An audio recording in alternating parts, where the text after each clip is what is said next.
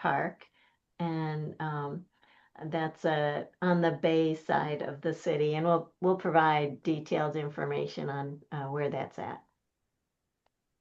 All good? Any questions? So all of that, the what, the when, and the where, we're gonna hopefully we'll get that to the who. Who is that bird? Is that which? Which bird is that? But first, one of the keys to observing birds is to use some good optics. And so we wanted to talk a little bit about binoculars, um, and what makes a good binocular. There are some resources that we can share with you, but basically with binoculars, um, there's two different numbers that are associated with a binocular. The first number is the magnification power, and the second number is that lens, the objective lens. So the first number should be like divisible by 5, and the second number should be 5 times the first number. So so basically you'll hear people say, oh, they'll ask you, what's your binoculars? And you might say, oh, they're 8x40s. And binoculars will be factored in that, and they'll be sold as those numbers. So the first number again, that's the magnification, the power, and the second one is the size of the objective lens. That's the lens that's facing away and facing towards the subject. So, couple things about that. There's two basic designs you can see in that binocular anatomy. There's Porro prism binoculars, and then there's roof prism binoculars. They both do the same thing though, and it's just, the way the mirror is set up to get the light to your pupil. A couple of things about that. Let me ask you, does everybody have binoculars now? Yes. If you don't have binoculars, that's fine. We can bring spares that we have. And in fact, But just let us know ahead of time. we'll bring some with us. And if you want to check them out, because it's kind of, like a lot of people, when we first got going, we basically, we couldn't afford very expensive binoculars at the time. And we just got some kind of, not real high quality set. And then later on, we realized that, we were having a different experience than other people we were birding with who had much nicer binoculars. But, but these days, you can get really nice binoculars for about $200. It's still a pretty big hurdle for a lot of people though, $200. So it's quite an investment. But they can, anyway, there's a lot of things to consider, and there's many, many types of binoculars out there. There's those two basic designs, and then there's again the first number and the second number, and why we say the second number, which is the objective lens size, should be at least 5 times the first number, is because when you're looking at birds, you don't want to be looking at something like too small. You want kind of to have a fairly good field of focus, right? So that you can find a moving bird. If the first number is like, say you got 12 power binoculars, it sounds like, oh, that's better than 8 power binoculars, but not necessarily, because it depending on what your objective lens size, it makes it look smaller and smaller. So you're like, if you got a really high powered, you're maybe looking like down a straw kind of thing. So it's very difficult to find your subject in, in kind of a typical birding situation. So that's why, anyway, this is just kind of general rule of thumb for good birding binoculars is you want that objective lens to be, um, 5 times the size of your power. Mhm.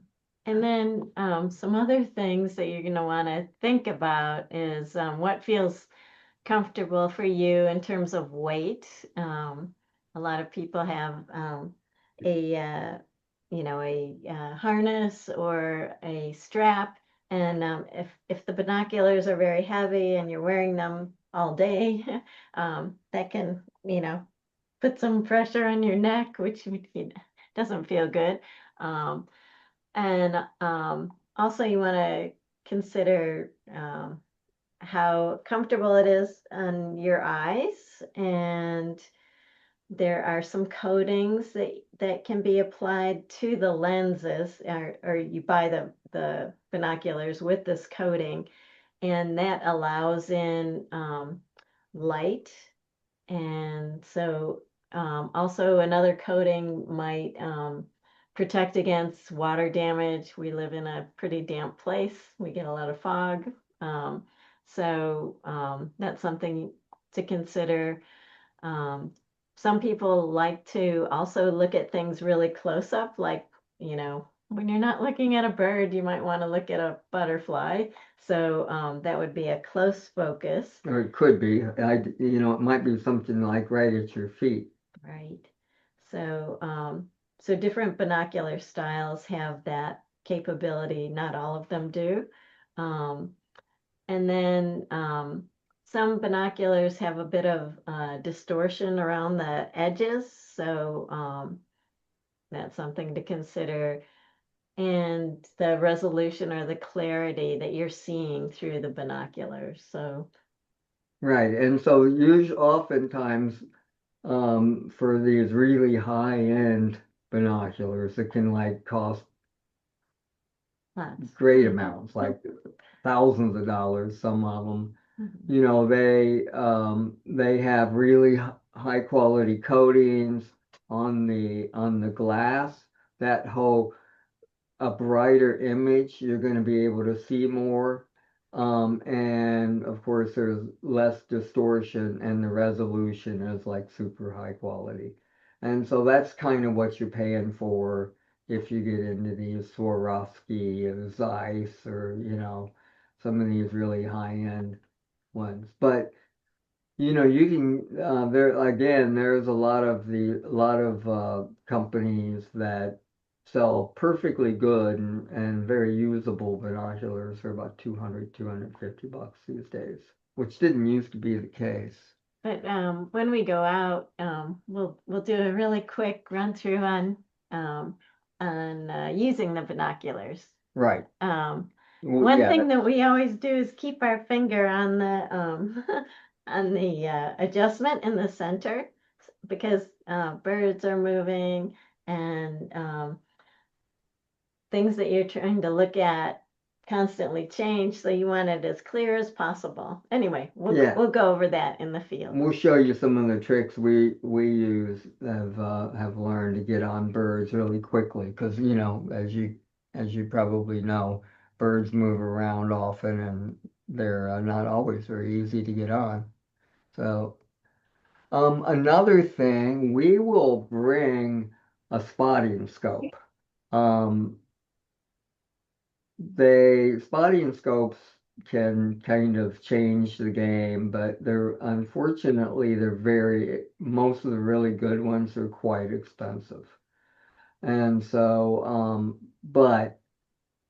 and they're not great for everything. Like, really, we hardly ever take our spotting scope when we go into the woods, for example, because the birds are, in the trees around you. And, if you're going after songbirds, you typically do not have time to set it up set the bird up in the scope before the bird moves.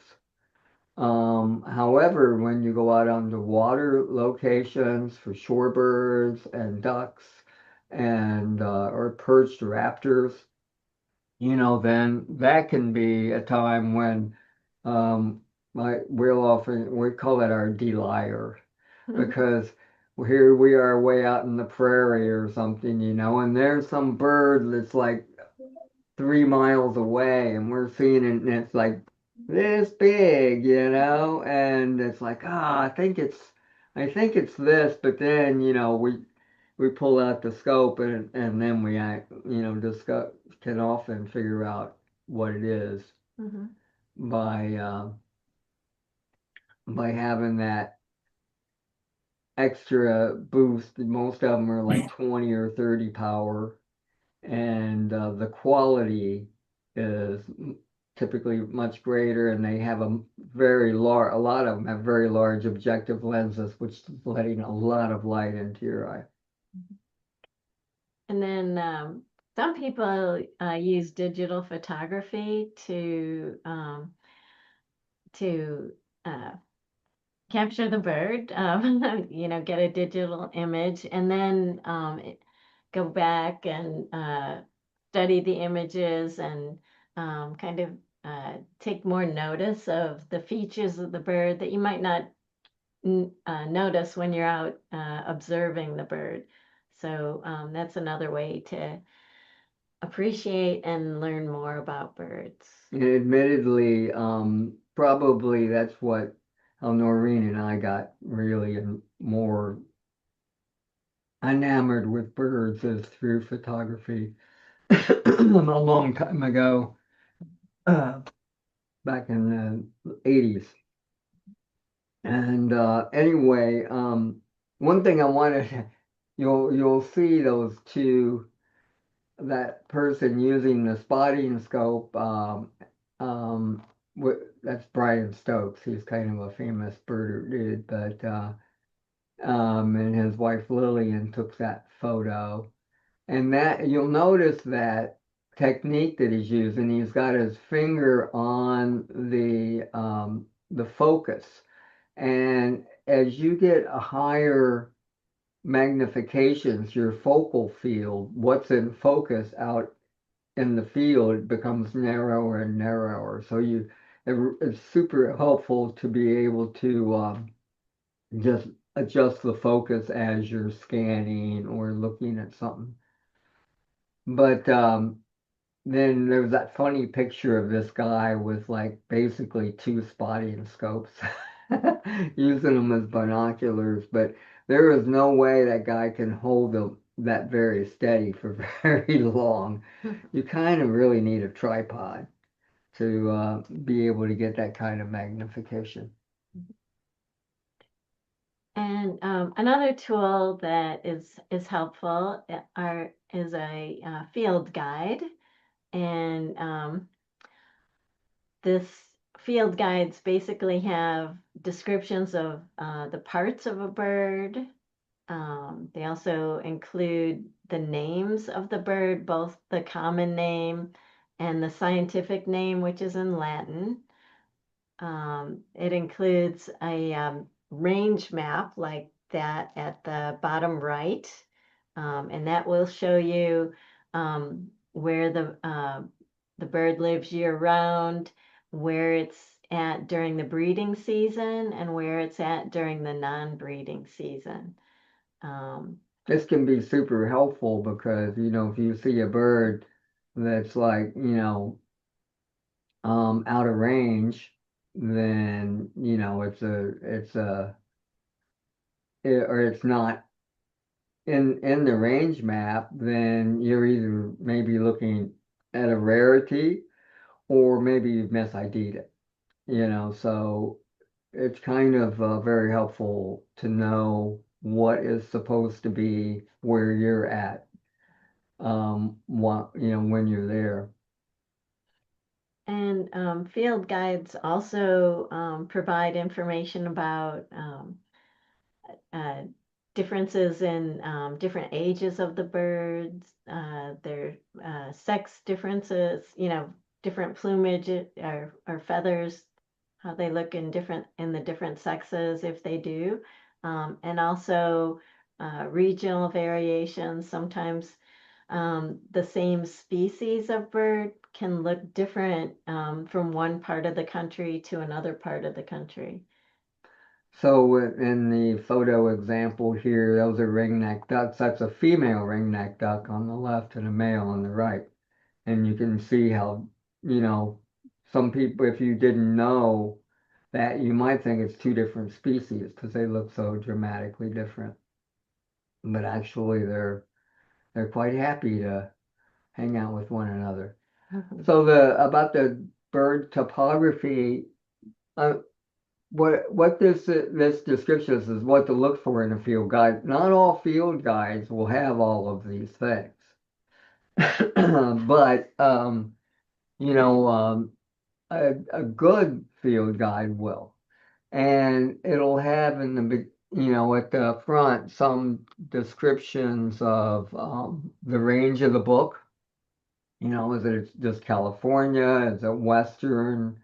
Just a big area or Yeah. just a particular Site, what area does it cover? But also this bird topography descriptions, and you can see I took just kind of one example. You see all those words, and they're not all, like auxiliaries. I don't know if can you see that pointer? And like who uses that word, right? Well, birders sometimes use that word. Most of them, there's what's this coverts. That's talking about feather tracks. We're going to go over all of this more later on, but I just want to kind of get this is sort of just an introduction to that people use these feather tracks like especially like scapulars, lesser coverts, middle coverts, primary coverts, these feathers in the wing, primaries and secondaries, they use that to describe what they're seeing often, and to get it to species, because one will be slightly different than another. And like for example, on this ringneck duck, this male here, that white area is called the flank. That back there is called the mantle. You would say this bird's got a dark mantle compared to birds that are very similar to it. It's got a dark breast. It's got a bit of a collar right there, and that's where the ring neck on that duck. Even though you can't see that in a lot of light, you can see it in this photograph because it's got its head up. You can see there's a bit of a tuft on that. And then you can see this outline of the bill, things like eye color, um, descriptions of the tail and other features. Those are things that, birders use a lot to ascertain what a species is. And then again, the range maps. Personally, I like a guide that has the range map on the same page as the illustration or the photo of the bird because you want to make sure if it covers a very large range, like all of North America or something like that, you want to make sure that that bird's supposed to be where you're at before you start trying to figure out what it is. And then it should again show the seasonal variations and the difference between the different illustrations of age, sex, and such. Some of the field guides we use are in our collection, or this is just a few of them, but And many people refer to the Sibley guides, and David Allen Sibley was raised by his parents were people that studied birds. And from a very young age, he became a really incredible bird artist. So he has drawn the birds for many years, and he's, it's really amazing what he's been able to accomplish. Ken Kaufman is also very admired. He's a he's got all kinds of information on the birds. Um, there are the National Geographic Guide to the Birds in North America has been coming out with updates every, you know, as things change over time. And that's a good guide for all of the birds in North America. Um, and then there are other that are, more photographic, like the Smithsonian Guide, and advanced birding is like details on very particular, unique things about some of the more difficult birds. So, But different ones are focused on different things. there's many guides out there. Mhm. And so for us, we kind of settled on the Sibley guides as our favorite. But for really another big standard though is National Geographic. And they've come out with, a new edition, but all of these groups come out with new editions pretty regular. But the difference between photos and illustrations is quite a bit. And then an illustration can do kind of a generalized form, whereas a photograph is a photograph of a very specific of one bird, whereas the an illustrator can take a whole lot of different birds and then kind of do a more generic version of it, which is typically a little easier than for a lot of the species. And then there are other guides that are even more specific, like focusing in on just the warblers, or uh, just the owls, or just raptors, which are hawks and owls, shorebirds or gulls. Gulls are very difficult, so that's one that you know it's more unique. So those are some specific guides. Yeah, when you need to dig it a little deeper because it's you can't fit everything into one guidebook, of course. And then there are others that are even more, uh, delving into other areas. One about bird life and behavior, or there's a person that lived in the Bay Area, Peter Pyle, who got in depth on the feathers of the birds and the molting, how they change their feathers over time as they age. That's a really unique book that's it's used by a lot of researchers, and then other people. The nests, eggs, and nestlings covers all the different eggs, types of nests that birds build, and what the chicks look like, which is very different than the adult form of most birds. And then there are other books on the natural history, so unique stories about different species in North America. The Birder's Handbook is a lot of fun. I'll Mhm. say that because it's got all of these like just little vignettes and stories about kind of unusual, but also just really interesting things about birds. I quite enjoy that one. Yeah, that ID guide to North American birds. So that's really for people that are for banding birds, so they can figure birds out in hand. And then many people, of course, are using online version, which you can get on your phone, which is a eBird that was developed by Cornell on the Cornell University on the East Coast. Do most of you all use eBird now? Does anyone use it? Okay, Martha. Yeah, Okay. cool. Well, anyway, we're gonna go into more depth on that. And when we're out in the field, Noreen and I will be keeping a list of all the birds that we see. And if you have an eBird account, we can share our list with you. Or you can make your own, which we also encourage, especially if you're new to eBird, and then you can kind of learn how to do it. And if you have questions, we can help you with it.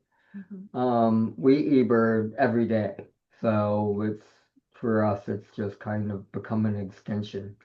And it's just has this was not available, 10 years ago. So and now it's just like become indispensable for a lot of researchers. But there is a free online class about eBird. So if you're interested in taking that, it's at the bottom there. Yeah. Anyway, it's a class as well. Oop, that was it.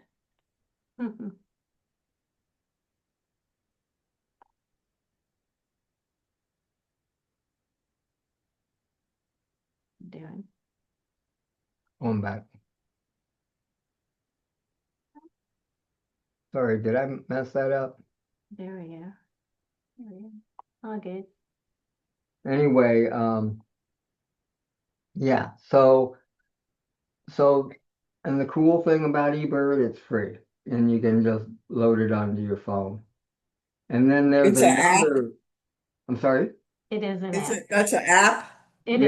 Yeah. So Okay. if you have an Android or an Apple phone, it's it's absolutely free. And then there's another one also by the Cornell lab that is absolutely amazing. And a lot of people that are not even, weren't into birds that much are suddenly becoming very interested because it's so cool. You can upload this app called Merlin, and this will listen to the using your phone, you can listen to the birds that you are hearing, and it will tell you what they are. Or for the most part. It's still, I don't know if any of you saw the Golden Gate Bird Alliance speaker program, but most recently they did have a program about Merlin, and they call it the Shazam for birds. It's a way to identify birds by their calls, and it's great. It does have some limitations. Well, it's sometimes wrong as as the only thing. So, but it's machine learning. So it's as people use it more and more, it's getting better and better.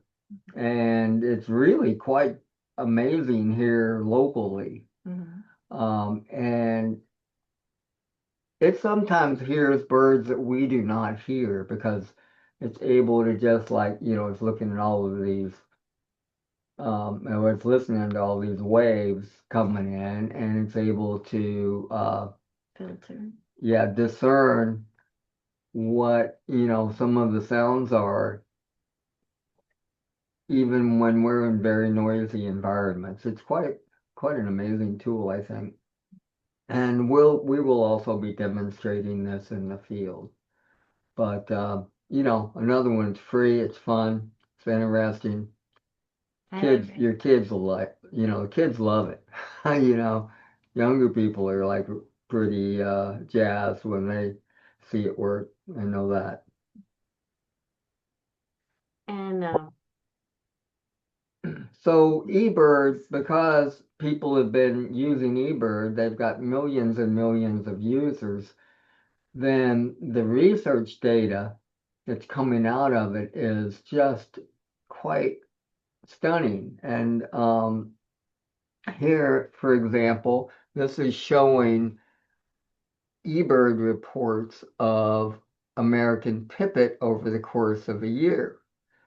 And you can see how, here's the fall migration, basically, and over through early parts of winter, there's a lot of them. Of course, they then concentrate more in the warmer parts.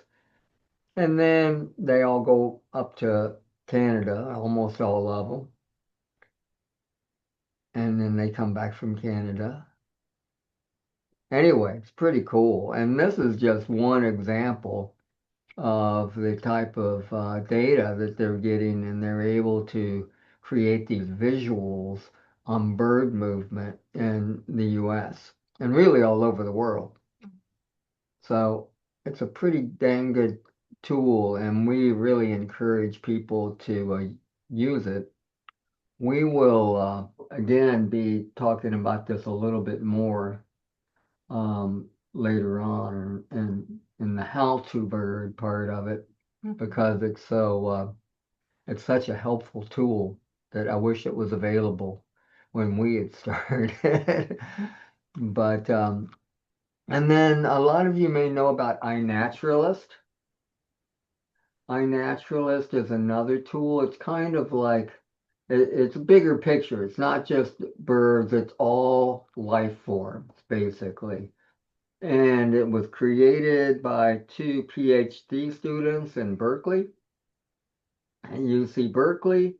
And when people realized what it does, then they got really excited about it. And the California Academy of Sciences basically hired these two, the two creators, and they really ramped it up into this app that you can, using audio and or your phone camera, you can identify species and not just birds, but all sorts. And so the reason we use it mostly for plants, but also, and how's that tie in with birds? Well, a lot of birds rely on specific plants, and insects rely on specific plants. So if you know those plants are around, you can kind of anticipate these other species are going to be there too. So pretty cool. Anyway, so if you don't know about iNaturalist, it's another thing filled with, it's got a wealth of information. Mhm. And then online, there are other resources like Cornell has a information called All About Birds, and that is like a online field guide. It provides identification information, the life history of the bird, so breeding areas. It talks about when they breed, what time of year, and the life expectancy of that species, shows range maps, and provides information or actual sound recordings that you can hear. And then Cornell has Birds of the World, which is a small fee. Well, it's a subscription service. Right. It's $8 a month or $49 a year. This is like if you're interested in researching any birds, basically they tie in all of the latest research onto a species level. And I love it. If there's something I don't know about a bird that I'm curious about, or then I can go to that subscription and I can get just basically all the information that's known about that bird, and also all the what science has been done on the bird, and and it'll link you to the scientific studies if you want. But you'll notice the last two things both of these have is the sounds, because birds being what they are, we hear them much more than we see them. And so, or most birds, we hear them more than we see them. So, studying sound is really um, key to learning birds. And we're going to be spending time with that too. And then just the last of the field guides, there's a couple of others that are their phone guides. And then we'll get away from this. But there's a free guide that's the Audubon guides, which works pretty cool. But mostly I use we use the Sibley Bird app because we bought it like years and years ago, and they've never really hit us up to pay again. So and so it's basically all of the illustrations, all the Sibley's illustrations, and that information in an app form, and it's our favorite. We'll show you that too. We'll show you. It does a really one cool thing that it does is if you can look at one bird, and then you can look at similar birds to to stare and compare and figure out which one you're looking at.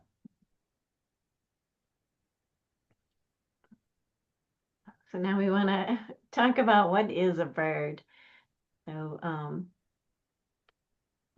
So yeah, we're just going to. I know that you probably all, when you see a bird, you know what a bird is, but oh, okay. sorry, I'm looking to see if there's. Oh, Oh yeah, Liam, as far as the slideshow goes, we are recording this, and we'll edit some of the front out, but this is all going to be on a recording that you will be able to review. But next we're going to talk about what are birds. So a lot has been learned about birds over in the last 20 years. There's been an accelerated learning curve about birds, and a lot of that is because of genetic work that can be done today that was not available in the past. So a lot of the suppositions about what birds were related to who and all that were more recently discovered. Man, I shouldn't have clicked on that. There we go. okay. But anyway, yeah. So what distinguishes a bird? So they have four-chambered hearts, and most birds have hollow bones, and a furcula, which is a wishbone, like you see at Thanksgiving. Some people, not vegetarian. Um, and most birds' feet have three that go forward and one that goes back. Not all. And birds, of course, have feathers. So there's a huge diversity of birds in the world, and even in the United States. So that's what makes them unique, beautiful, and we want to learn more about them. Well, the feathers is definitely a uniqueness of birds. No other animals have feathers. And then, but the four-chambered heart, well, many mammals have that as well, of course. But still, these are kind of, if you got all this, you're a bird. But just showing like one example of the diversity. There's a Allen's hummingbird, which we may very well see on Sunday. They've just gotten into the Bay Area from central Mexico, and they've got about 1,000 feathers, whereas this tundra swan has over 25,000 feathers. So there's been a heck of an evolution. But one thing that we didn't know 20 years ago that now is we know for sure is that birds evolved from dinosaurs. Huh. And that's sort of news to a lot of people even today. But yeah, birds are basically the dinosaurs that are still with us. And so as dinosaurs split off from crocodiles, and crocodiles are still with us today, but all of these other birds on this cladogram is what that is referred to. All of these are all extinct except for birds. So basically, they're the dinosaurs that made it through the Cretaceous Paleogene extinction event, which was about 66 million years ago, when Chicxulub, the meteor, hit Earth down by the Yucatan and destroyed much of life on Earth. And so a lot of these, what has been discovered is that many dinosaurs actually were feathered. And if you've seen some of the recreations of some of these dinosaur fossils, they're actually many of them were really colorfully, had a lot of colorful feathers.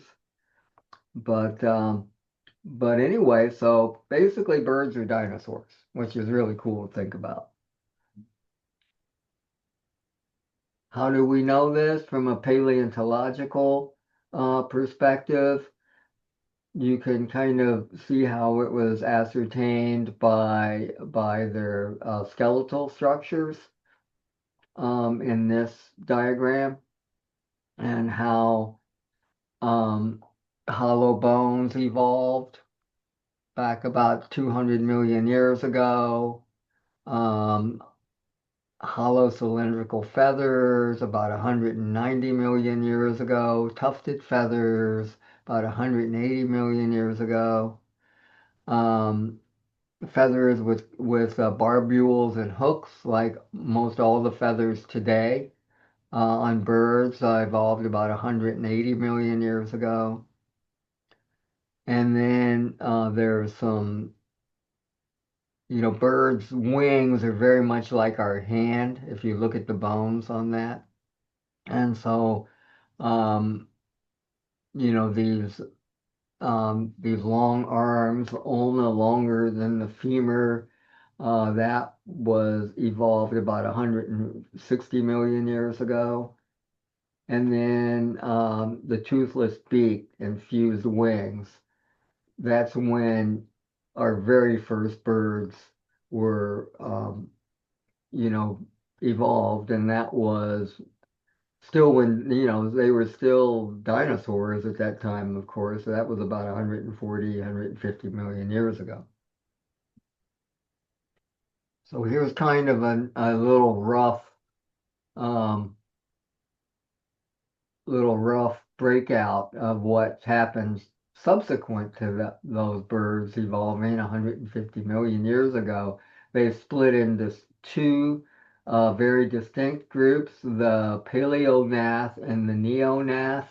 And that means basically Neognath is like new jaw, and Paleognath is old jaw. And it basically describes their skull and how their jaws were evolved.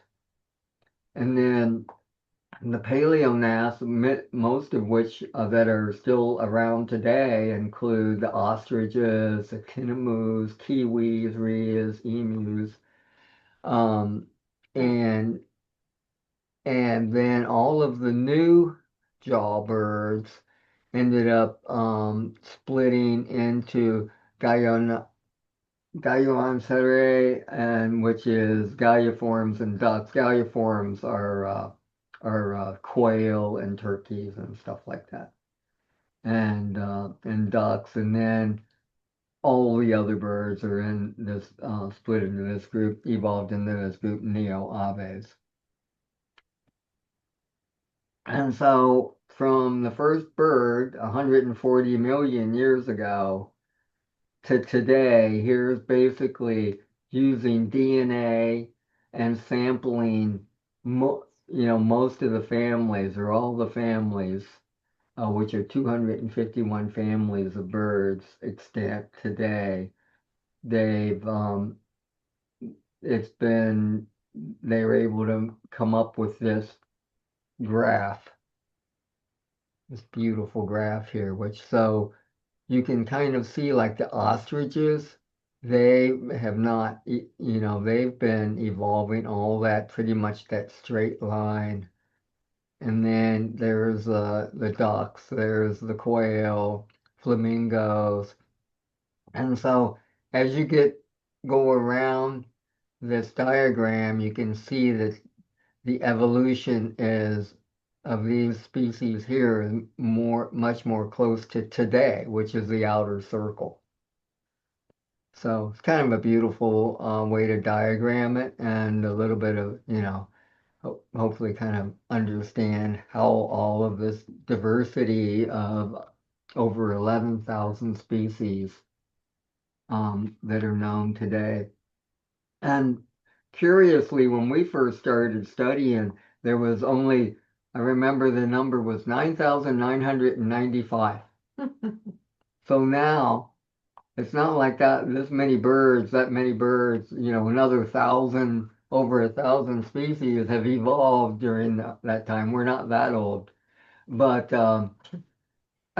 but that many um, species have been determined to be separate from one another mostly, and then a few of them have been discovered anew. So Right, it's a very exciting time for bird research. right. A lot of DNA research and genetic research has been done just recently, and there's I'm still learning new things now. So, and now getting to the field guides or the apps. One of the things that people think about is, do we really need to know the scientific name, which is in Latin? Um, and no, you don't. You don't need to do that, but it is helpful because you can see it. It's useful if you travel other places because there are birds that look very similar and they're in the same similar group. And so if you know what those groups are, that can be really helpful, um, and kind of fun to think about, how closely related they are. So So in this example, this is just a scan page out of Sibley's Birds of what is it? North Sibley's America. Guide to Birds of North America. And this is the kind of thing like when we first started birding that I wished I'd really paid closer attention to, because later on I realized it really helped me to know some of be able to separate out these like super similar species and at least be able to get it to maybe the genus level or at least the family level. Like in this case, tyrant flycatchers, the family is Tyrannidae. And Um, so, I can say, I can look at a bird and go, oh, I think it's a flycatcher. It's not a chickadee. It's not a finch. At least that helps me kind of narrow it down. Mhm. And then I might be able to go, oh, it's a Cantopus flycatcher. So that narrows it down quite a bit more, which means it's either a greater peewee, an olive-sided flycatcher, a western wood peewee, or an eastern wood peewee.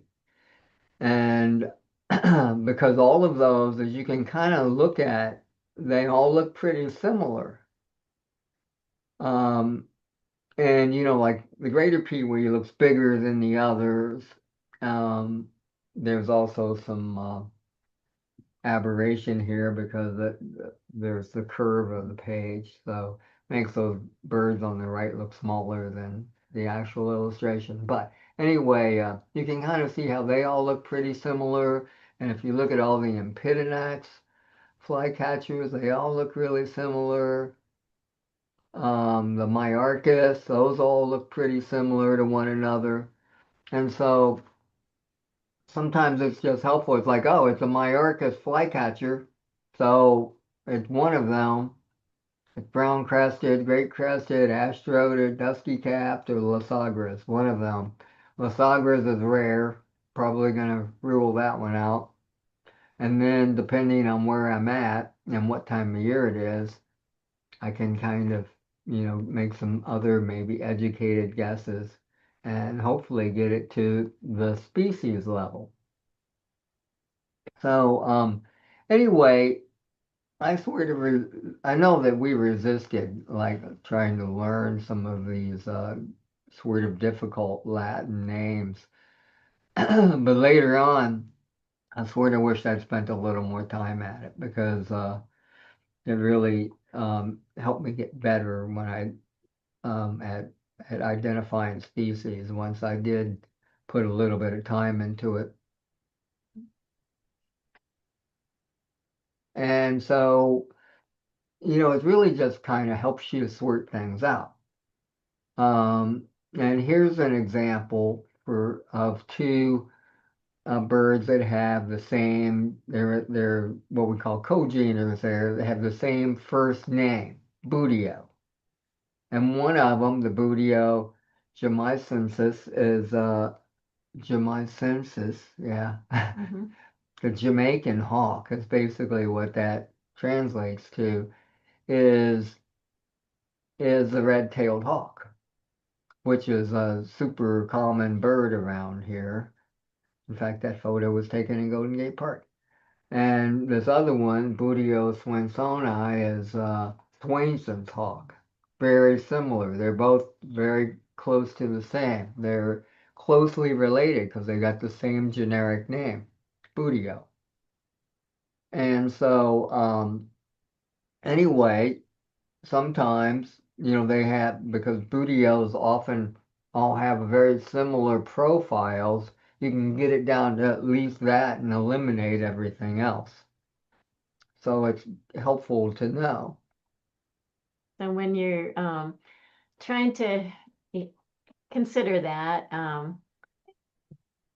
don't know if you remember this keep pond, keep the pond clean or froggy gets sick, which is the order, kingdom, phylum, class, order, family, genus, and species. That's how we learned it in school, right? Yeah. I mean, we just like, how do you, oh, it's like keep pond clean or froggy gets sick. That's so K for kingdom, P for phylum. Anyway, and this is basically um, the Linnaeus code here that a lot of us learned in biology class. Right. And so when you look at a specific bird species like the California brown pelican, using that, it's in the animal or Animalia kingdom, the Chordata As we are. phylum, which means it has a vertebrate, and The class is Aves, We're mammalia. and the order is Pelecaniformes. There are 6 families in there. And then the family is, for the brown pelican, is Pelecanidae. And then the genus is Pelecanus, and the species is Occidentalis. So that really, narrows it down to exactly what that species is. And so it's really amazing to think, there are so many species of and subspecies of birds that makes them really, unique and fun to learn about. Um, and then And indeed, there's, in this case, because we're calling it the California brown pelican, which is different than the Atlantic brown pelican by subspecies. So you can kind of see now, if you look at this bird on the left, which is that's a San Francisco brown pelican, actually. It's California brown pelican compared to the bird on the right, which is in Florida. They look pretty different from one another, don't they? And in fact, that California brown pelican, its gular, or its pouch, where it holds the fish, gets bright red. As you can see a little bit of that in that diving shot there. The bill will get, and the gular, it gets bright red during their breeding phase. the gular is that stretchy part underneath. Yeah. And, compared to the Florida one. So it's kind of fun to look at these, know that there's all these regional differences. These birds are, in the process of becoming different from one another. They have, the same basal lineage as all birds, and the same basal lineage as 6 families of pelicans, and but they've speciated to become this Pelecanus occidentalis, which is basically the western or the occidental pelican, and even further, they're speciating into the California pelican, which is a Pacific coast pelican compared to the Atlantic. Carolensis. So sometimes these common names can be misleading too, and you can kind of see in this case that what we call a heron and an egret, there's a lot of ambiguity there. Because if you look at their scientific name, you will see that the great blue heron's name is Ardea herodias, and the great egret's name is Ardea alba, meaning they're very closely related. They're cogenus. So these 2 birds, the great blue heron and the great egret, are first cousins. But so why do they call this the egret and the great egret and the snowy egret? It's just because they have white plumage. So it's not really these common names sometimes can be just kind of misleading or a little bit confusing. And if you look at their morphology difference between the great blue heron and the great egret, you can see how similar those 2 are, and they're also about the same size, whereas that snowy egret is much smaller. So anyway, it's just kind of, once again, sort of fun to know, I think, that that some of these, scientific names, they can be pretty helpful for kind of thinking about who's related to who and sorting things out. Mm-hmm. And then there are species that the common and the scientific names are pretty close. So the Clark's grebe and the Western grebe, one is the Acmorphus clarki or the Acmorphus occidentale.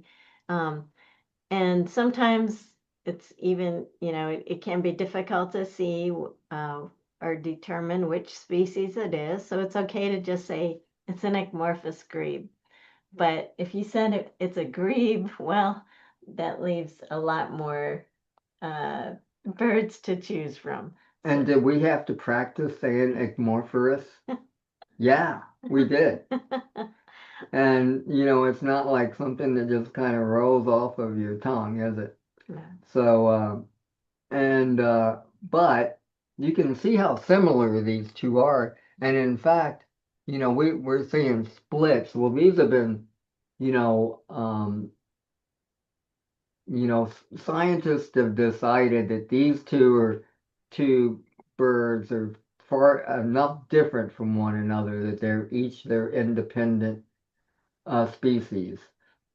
But I read one study where on a very large lake where both Clarks and Western were breeding, and 14% of the pairs were mixed.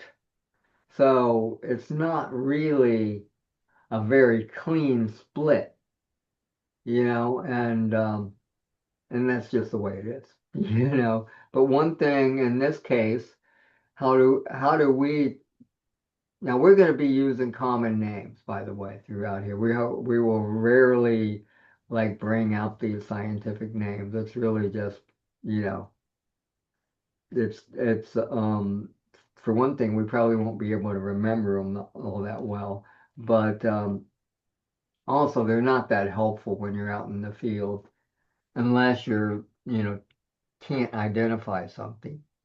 But you can kind of see, just to let you know, Clark's grebe, if you look at that amount of white up, that the white goes up above the eye, right? And it's white all around there, whereas the Western, it's dark around the eye. Another thing about it, and I think probably more is easier to see at a distance, is that lemon, or that really bright yellow, orange yellow bill compared to Western, which has got a green yellow bill. And you can kind of see that bill really pop out. And so this bird down here below, which is at a different stage of its life, of its plumage than the Clark's grebe above. This is also a Clark's grebe at the bottom, but you can see how kind of at some times of the year the dark comes down right to the eye, but then look at that bill compared to, it's more like that bill than that bill, right? So anyway, that's just one of those. Okay, how you see that there's an Ecmorphorus grebe. They're abundant and common around here, out on the bay. So which one am I looking at? And those are the things that we'd look for in that bird, for example. But So- they're very closely related. A lot of birding is really paying attention. So really kind of studying those details of the subject to get to what it is. So we just put this in here to amuse ourselves, really. But when Maureen and I started looking at birds, no one used the verb birding. It was like, this was back in the late 80s and early 90s, and we didn't really, I don't know what we called it. I guess we Bird called it watching. bird watching, Bird watching. that we were bird watchers. But later on, birding came out, and it was like it caught on. So it denote an active, something active. So we like it. There's a couple of sandhill cranes. Their body style has not changed in about 9 million years. So So, you know,